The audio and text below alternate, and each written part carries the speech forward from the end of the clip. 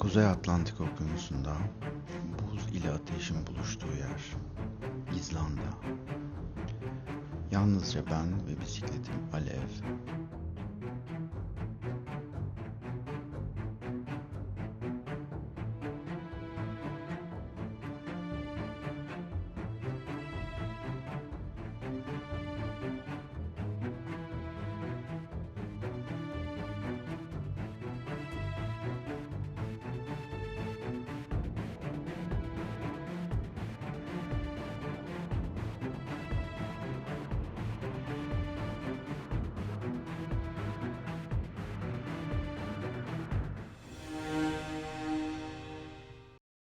Selam. 2 Temmuz saat 6:43. Birazdan evden ayrılacağım ve İzlanda'ya bir aylığına bir bisiklet turuna, yaklaşık bir aylığına bir bisiklet turuna gidiyorum.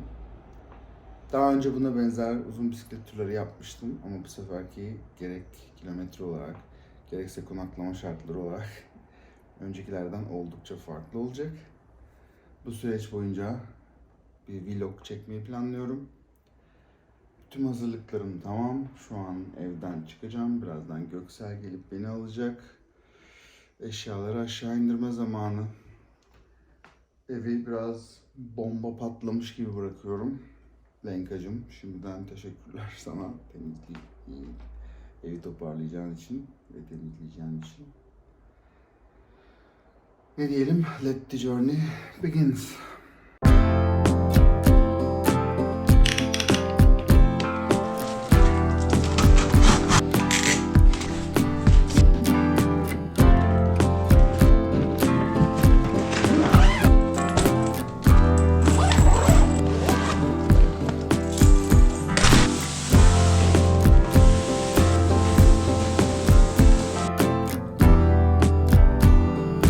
Komşuculuk Efeciğim, çocuklarıma su vereceğin için şimdiden çok teşekkürler.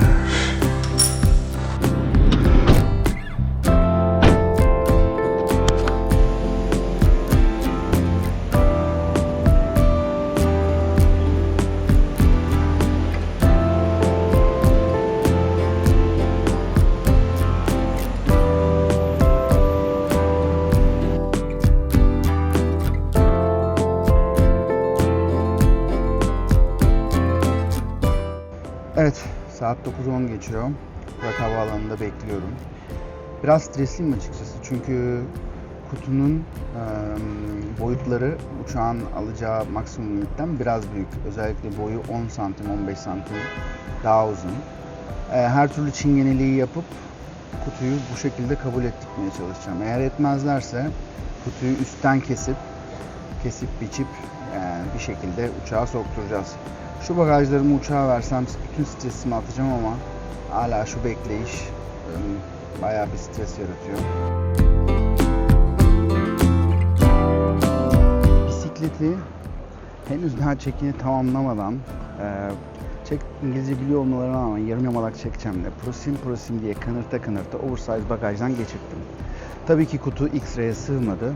Bunun için kutuyu açtık, bisikleti ayrı geçirdik, kutuyu ayrı geçirdik, tekrar paketledik. Ama kabul ettiler. Şimdi check-in bankosundan label alıp götürmem gerekiyor. Problem 37 kilo çıktı. İzlanda Air web sitesindeki bilgiye göre limit 32 kilo. Bakalım her türlü yine yıkamacı, yağlamacı, abi ekmek arasına az koyarsın şekli. Bankoda da çingeneli yapıp label'ı alıp inşallah şu stresten kurtulacağım.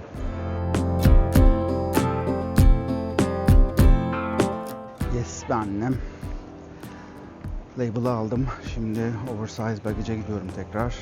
Biraz kıllandılar açıkçası. Zvlaşni proses falan dediler. Garip olmuş falan dediler ama sanırım işi yedirdim. Şimdi oversize bagajdan label'ı teslim edip inşallah işi bitiriyoruz.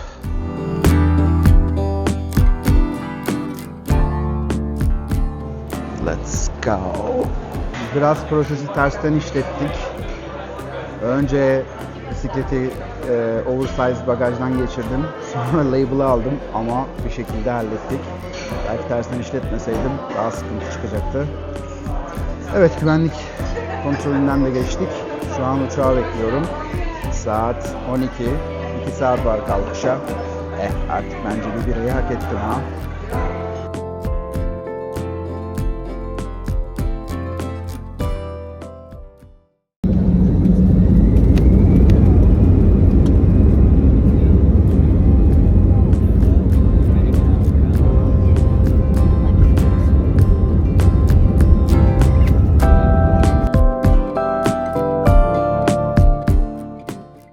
Evet, 3,5 saatlik bir uçak yolculuğunun ardından nihayet İzlanda'ya varmış bulunuyorum.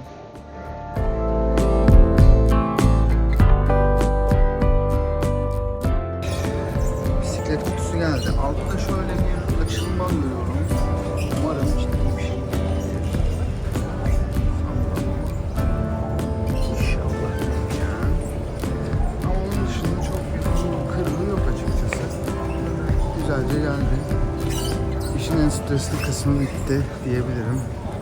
Bisikleti tek parça halinde getirmeyi başardım.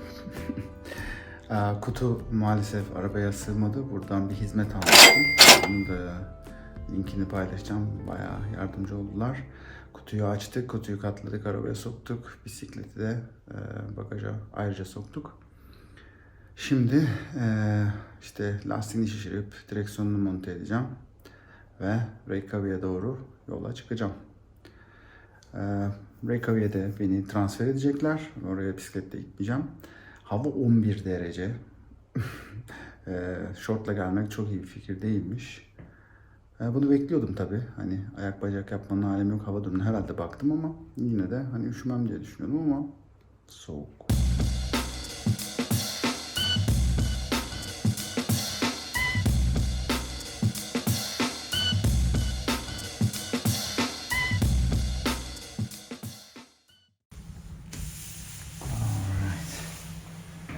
Nihayet odamıza ulaştık. Maalesef storage'ları yok ya. Bu nasıl bir mallıktır abi? Yani hostel yapıyorsunuz, storage yok. Bisikleti odaya aldım. Zaten hap kadar oda. Ay retül betül ya. Ve şu odaya ödediğim para. Evet. Bozmak yok. Reykjavik'teyiz. Çatı manzaralı bir odamız var. Dağlar, dağlar. Bu dağlara doğru gideceğiz. Bakalım. Hava malum bok gibi. 11 derece yağmur. Acil gidip bir şeyler yemem lazım. Ölüyorum açlıktan. Evet, ilk yemeğe geldik. Açlıktan ölüyorum. Klasik bir giriş yaptım. Fish and chips. 3490 İzlanda kronu. Bakalım nasıl bir şey gelecek, merakla bekliyorum. Yemek bu. Fish and chips. Bakalım lezzeti nasıl. Bayağı crunchy. Mayonez sosunun üzerine biraz böyle baharat koymaları enteresan geldi. Biraz arabik bir hava vermiş. Bakalım.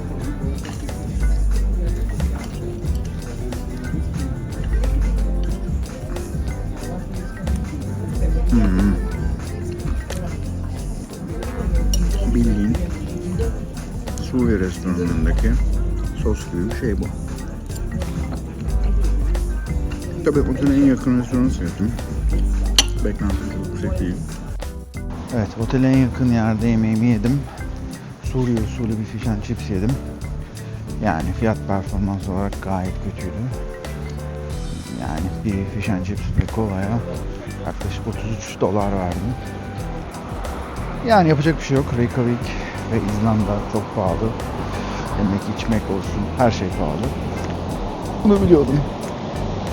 Tabii şu anda bu burun kıvırdığım yemeği de bununla arayacağımı da biliyorum ilerleyen günlerde. Karnım doydu mu? Doydu. Bence önemli olan da bu.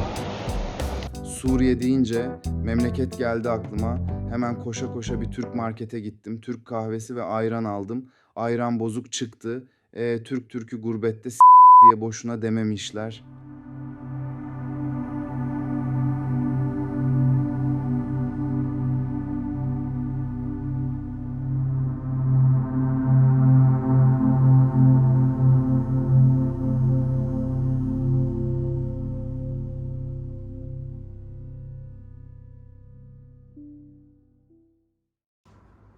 Temmuz saat 3.30.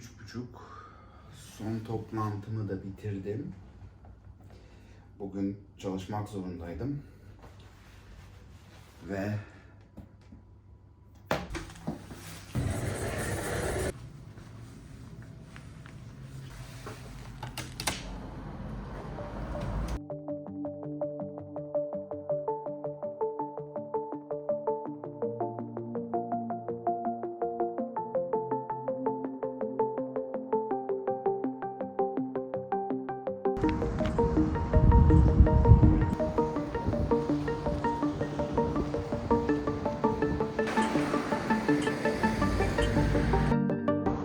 evet, Reykjavik'te balina izlemeye doğru sahilden yürüyorum.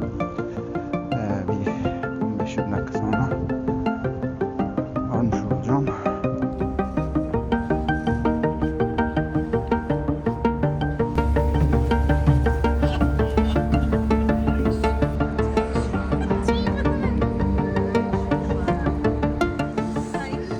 Faksa koyuna gidiyoruz. Faksa koyu, derinden soğuk su akıntılarına sahip olduğu için çok fazla mikroorganizma üremesine, dolayısıyla da çok sayıda orta boyutlardaki balık barındırıyor. Bu balinalar için yüzme havuzunda kanepe ikram edilen bir parti anlamına geliyor.